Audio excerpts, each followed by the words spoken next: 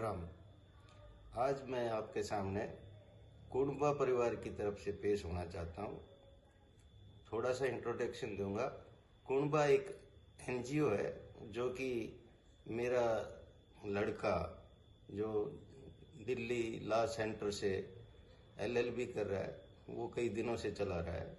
और इस कुणबा परिवार का मकसद है, हरियाणा में जो कुणबा प्रथा होती थी, पूरा गांव एक कुणबा होता था, पूरा ठोड़ा एक कुणबा होता था, और यहाँ तक कि अगर 40 गांवों का एक समूह है तो 40 हकाया जाता था, 25 का है तो 25 ही कहा जाता था, 12 है तो 12 कहा जाता था, और उन गांवों को एक परिवार माना जाता था। उन परिवारों की भाण बेटी, उन परिवारों का कोई दुख सुख, उन परिवारों में इर्रिस्पेक्ट ऑफ कोई भी कास्ट, क्रीड, कलर भेदभाव ना करते हुए, चाहे किसी जाति की लड़की हो, किसी जाति का लड़का हो, किसी भी समाज का कोई भी हो, अगर उनमें किसी में कोई विपदा आती थी या उन पर कोई कुछ होता था तो पूरा ठोड़ा एक कुणबे की तरह इकट्ठा होकर खड़ा होता था। परंतु धीरे धीरे कुणबे टूटते रहे और ये मिनी से माइक्रो, और अब तो बिल्कुल ही परिवार की बजाय ना एक एक आदमी का परिवार हो गया है, मियाँ बीबी का भी परिवार नहीं रहा। तो हमने ये कुणबा जो एनजीओ चला रखी है, मेरे बच्चे ने जो चला रखी है, हमारा मकसद है कि धीरे धीरे हरियाणवी कल्चर को जोड़ें, हरियाणवी परिवारों को जोड़ें, एक गांव को सेल्फ रिलायंट बनाएं। जो आज के दिन लोग चिल्ला रहे हैं कि भाई अनएम्प्लॉयमेंट की समस्या है, ये समस्या सरकार पूरा ना करेगी या कोई किसी पे डिपेंड होके हम किसी को ना भीख मांग के अपना एम्प्लॉयमेंट जनरेट नहीं करा सकते। हमको अपने आप ही इस लायक बनना पड़ेगा कि हम जब भगवान ने पैदा कर दिए इस धरती पे तो अपनी रोजी रोटी तो खुद कमा सकें। इसके लिए अगर हम ये मांगे कि जी मैं पढ़ लिया अब मेरे को रोजी रोटी नहीं मिल रही, हमको अपनी रोजी रोटी अगर मैं ये कहूँ कि छीन के लेनी पड़ेगी तो शब्द गलत है। हमको खुद इस लायक बनना पड़ेगा। सरकारी नौकरी नहीं मिल रही, कोई बात नहीं, प्राइवेट करेंगे, प्राइवेट नहीं मिल रही तो खुद की क्रिएट करेंगे, स्टार्टअप करेंगे, खेती करेंगे। पहले समाज इसलिए एक था क्योंकि पूरा का पूरा परिवार, पूरा का पूरा गांव खेती पे डिपेंड होता था। और खेती में कोई ये कह दे कि जिसके नाम जमीन का टुकड़ा है वो किसान था तो वो झूठ बोल रहा है, वो गलत बोल रहा है। जमीन का टुकड़े वाला किसान नहीं होता था, वो तो एक सिस्टम बनाया गया था उस जमीन की अकाउंटेबिलिटी के लिए। उस जमीन से सारा का सारा गांव जुड़ा होता था। एक आदमी खेती में बीज बोता था, एक आदमी कटाई के लिए उसकी मदद करता था, दूसरा आदमी उसको ऑक्सिलरी सर्विस, जैसे भाई नाई अगर बाल काट रहा है, न्यूत्य दे रहा है, तो दूसरी जाति ब्राह्मण उनको पढ़ाई का काम करवा रहा था, उनके दूसरे जो भी संस्कार हैं, कर्म कांड हैं, वो करवा रहा था।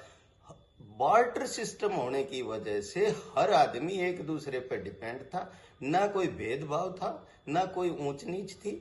धीरे धीरे विकृति हर समाज में होती है, कमियां हर समाज में होती हैं, हमारे समाज में भी धीरे धीरे विकृतियां आती रही और ये जातियों में बट गई। और जातियां इतनी दूर दूर होगी, चाहे इसमें आप राजनीति का वो समावेश लगाओ या किसी का भी, कोई न कोई घुस के हमको इतना दूर दूर कर दिया कि हमारे समझ में नहीं आ रहा। तरक्की का मतलब ये नहीं होता कि हम नई चीज को अडॉप्ट करें और पुरानी को छोड़ते रहे। हाँ, तरक्की का मतलब ये होता है कि गलत चीज को छोड़ के अच्छी चीजों को ग्रहण करें, अपनी अच्छी चीज सदा के लिए जिंदा रखें। मैंने जो ऑब्जर्व किया है पिछले कुछ सालों में कि धीरे धीरे हम अपने त्योहार, अपनी कल्चर को भूल के दूसरी कल्चरों को फॉलो कर रहे हैं, और जो उनको जितना फॉलो कर रहा है उसको हम ज्यादा मॉडर्न, ज्यादा एडवांस मान रहे हैं, जो गलत है। जैसे मैं एग्जाम्पल देना चाहूंगा कि भाई अगर हमारी भाषा हरियाणवी है और हम हरियाणवी के सिवा इंग्लिश सीखते हैं या कोई दूसरी भाषा, उर्दू, फ्रेंच कोई भी सीखते हैं, तो दैट इज एडेड क्वालिफिकेशन। ये हमारा एक एडवांटेज है। इसका मतलब ये नहीं कि हम हरियाणवी बिल्कुल ना बोलें या हरियाणी को भूल जाएं या हरियाणवी बोलने में अपनी बेइज्जती महसूस करें। मैंने कई स्कूलों में इस तरह की बात देखी है कि बच्चे पे 10 रुपए फाइन लग गया। आज घर आके उसने बताया कि जी मैं लोकल लैंग्वेज निकल गई मुंह से। देखो, स्कूल का डिसिप्लिन अलग है पर लोकल लैंग्वेज तो सदा ही रहेगी और सदा ही रहना चाहिए। मैं जो त्योहारों का जिक्र कर रहा था, हमारे कुछ त्योहार होते थे, जैसे सांझी है, गुग्गा जाटी है, तीज थी, ये सारी की सारी ऐसे पूरे साल भर त्योहार चलते रहते थे। हम बास्योड़ा है, इनका वेट करते थे कि भाई ये आए और हम मनाएंगे, सेलिब्रेट करें। अब इन त्योहारों की बजाय वैलेंटाइन डे आ गया है। करवा चौथ पहले भी होती थी, हमारी माँ दादी करती थी, पर आजकल करवा चौथ का मतलब ब्यूटी पार्लर में भीड़ बढ़ा दी। सुंदर रहना हर आदमी का हक है और रहना भी चाहिए, पर इसका मतलब ये नहीं है कि जिस औरत के पास ब्यूटी पार्लर में जाने के लिए पैसा नहीं है वो करवा चौथ ना मना सके या अपने आप में हीन भावना में रहे। पहले सारी मिलजुल के एक दूसरे का श्रृंगार करती थी, मिलजुल के करवा चौथ मनाती थी। हर चीज का इंडस्ट्रियलाइजेशन हो गया है, दुकानें खुल गई हैं, पैसे वाले तो फायदा उठा रहे हैं, गरीब आदमी मायूस फील कर रहे हैं, इसलिए वो त्योहार तक नहीं मना रहे। सांझी एक ऐसा त्योहार होता था कि अब मेरे ख्याल से तो किसी को याद होगा कि हरियाणा में सांझी भी होता था। आप नए त्योहारों को अडॉप्ट करो, मैं किसी त्योहार के खिलाफ नहीं हूँ। आप क्रिश्चियन हो, क्रिसमस मनाओ, आप ईद मनाओ, आप दिवाली मनाओ, दशहरा मनाओ, पर जो हमारे लोकल त्योहार थे, जो हरियाणवी कल्चर के त्योहार थे, उनको तो मत छोड़ो ना। अब मराठी लोग गणपति पूजा करते हैं और उसमें घमंड भी फील करते हैं। हरियाणा में गणपति पूजा शुरू होगी पर सांझी भूल गए, हरियाणा में छठ पूजा शुरू होगी पर सांझी भूल गए। छठ अच्छा त्योहार है, मनाओ, हम भी सेलिब्रेट करेंगे, पर हमारी भी तो सांझी को प्रमोट करो। इसी तरह कर करके जो जो हमारी चीजें हैं उनको बरकरार रखो, जो अच्छी हैं। जो कुरीति हैं उनको मैं भी कहता हूं उनको छोड़ो। हमारे सिस्टम में एक और गलत बात है कि हम जो बड़े लोग हैं, जो अच्छे लोग हैं, जिनने समाज में सुधार किया, उनको समाज सुधारक ना मान के भगवान मान लेते हैं। समाज सुधारक बहुत ही ऊंची दर्जे के इंसान थे जिनके हमारे दिलों में सदा इज्जत रहेगी।